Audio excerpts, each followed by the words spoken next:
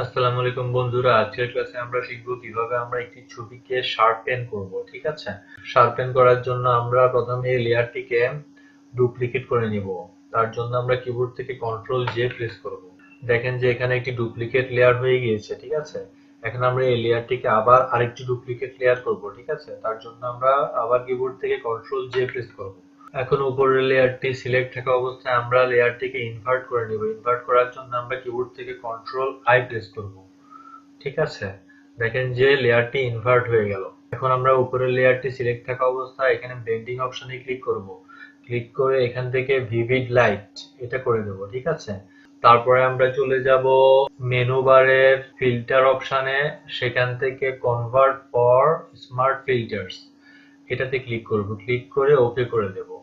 তারপর আবার আমরা চলে যাব ফিল্টার অপশনে, সেখান থেকে ব্লার, ব্লার থেকে গসিয়ান ব্লার এখানে আমরা 4 করে দেব। 4 করে ওকে।